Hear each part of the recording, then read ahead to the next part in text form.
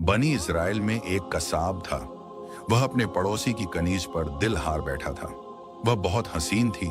कसाब उसे रोज देखता, मगर हिम्मत न होती कि उससे कोई बात करे। एक दिन इत्तेफाक से कनीज को उसका मालिक किसी काम से दूसरे गांव भेज रहा था। जब कसाब को यह मालूम हुआ तो उसने सोचा कि यह मौका हाथ से नहीं जाने देना चाहिए। उसने अपनी दुकान बंद की और चुपचाप उसके पीछे चल पड़ा। रास्ते में जब कनीज जंगल से गुजर रही थी तो कसाब ने गलत नियत से उसे रोक लिया और उसे गुनाह की तरफ माइल करने लगा। कनीज ने जब उसकी नियत समझी तो बड़े सुकून और मजबूती से कहा, ऐ अल्लाह के बंदे, इस गुनाह में मत पड़ो। हकीकत यह है कि अगर तू मुझसे मोहब्बत करता है तो मैं भी तुझसे कम नहीं चाहती, मगर अपने मालिक अल्लाह जुल जलाल के खौफ ने मुझे इस गुनाह से रोक रखा है। उस पाकीज़ा बात और खौफे खुदा से भरे अल्फाज ने कसाब के दिल पर गहरा असर किया। उसकी आंखें खुल गईं।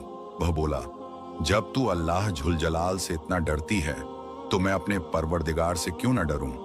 मैं भी उसी का बंदा हूं। जा, बेखौफ होकर चली जा। इतना कहकर उसने सच्चे दिल से अपने गुनाहों से तौबा की और वापस लौट पड़ा। रास्ते में उसे शदीद प्यास लग गई। वीरान जंगल था, दूर दूर तक पानी का कोई नामो निशान नहीं।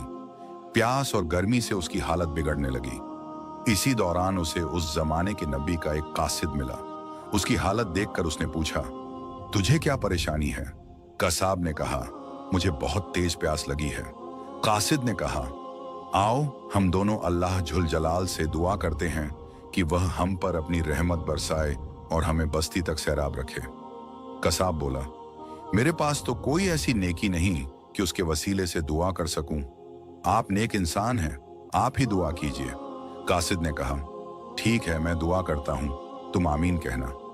जब दुआ हुई तो थोड़ी ही देर में बादल का एक टुकड़ा उन दोनों पर साया करने लगा और उनके साथ साथ चलने लगा। जब वे बस्ती में पहुंचे तो कसाब अपने घर की तरफ मुड़ गया और कासिद अपनी मंजिल की ओर, मगर बादल कसाब के साथ ही चलता रहा। यह देखकर कासिद ने कसाब को बुलाया और कहा, तुम तो कहते थे कि तुम्हारे पास कोई नेकी नहीं, फिर यह खास करम तुम्हारे साथ क्यों है? तब कसाब ने पूरा वाकया सुना दिया। हकीकत यह है कि अल्लाह जुल जलाल की बारगाह में सच्ची तौबा करने वालों का मकाम बहुत बुलंद होता है। बेशक गुनाह हो जाना इंसान होने की दलील है, मगर गुनाह पर शर्मिंदा होकर तौबा कर लेना मोमिन होने की पहचान है।